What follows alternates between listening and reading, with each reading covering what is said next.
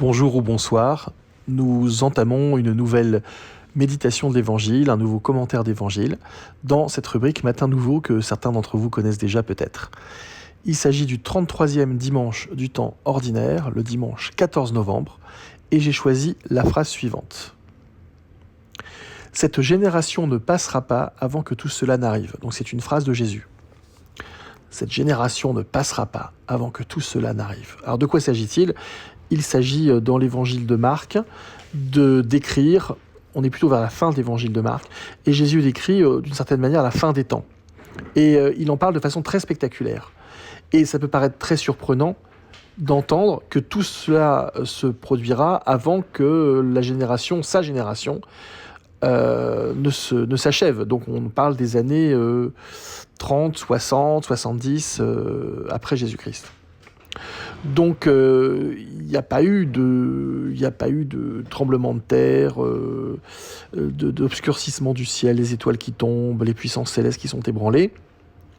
En tout cas, il n'y a pas eu physiquement cela. Mais je pense que là, Jésus est bien sûr suffisamment pédagogue et d'une grande finesse pour nous faire comprendre que finalement, dès lors que notre monde s'écroule, dès lors que notre vie est frappée par une épreuve, eh bien c'est exactement ce qui se passe. Lorsque nous connaissons une grande épreuve, un deuil, une souffrance insupportable, c'est comme si le ciel s'obscurcissait, parce que tout devient sombre pour nous. C'est comme si la terre tremblait, parce qu'en fait, nos bases sont fragilisées, etc., etc.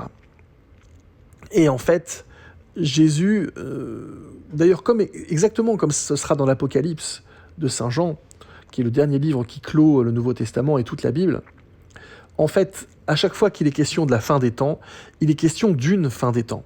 Il est question de la fin d'un monde, celui que nous avons connu, et très souvent de la naissance d'un monde nouveau.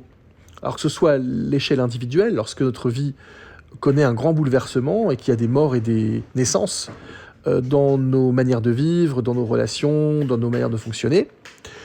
Ça peut être vrai aussi sur un plan collectif quand une société s'effondre. Et c'est exactement ce qui s'est passé à l'époque de l'Empire romain. L'Empire romain s'est effondré et pour la société romaine de ce temps-là, le ciel s'est obscurci, la lune n'a plus donné de clarté, les étoiles sont tombées du ciel et tout s'est effondré. Et autre chose est arrivé après, bien sûr.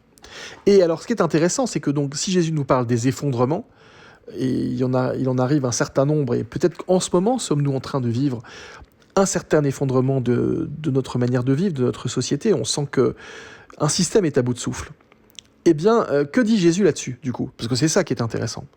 Eh bien, il dit « Soyez attentifs aux signes, pour bien vous souvenir que je vous ai dit cela ».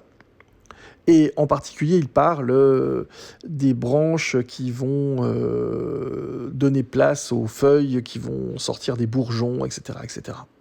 Donc en fait, c'est comme si Jésus nous disait, alors que tout s'écroule, donc ce qui généralement est un signe spectaculaire, soyez attentifs aux petits signes, parce que les branches avec les bourgeons, ce sont de petits signes. Soyez attentifs aux petits signes de vie autour de vous, qui sont en train de poursuivre leur route, tout simplement. Enfin, la vie se perpétue, la vie continue d'une certaine manière. Des grands ensembles s'effondrent, mais la vie continue, la vie se poursuit. Et du coup,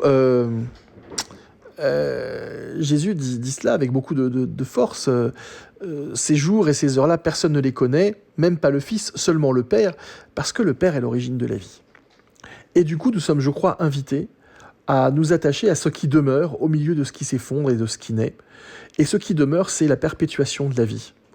Notre vie change de forme, nous vieillissons, les familles s'agrandissent, il y a des déchirements, il y a des joies, il y a des peines, mais la vie continue, la vie se perpétue.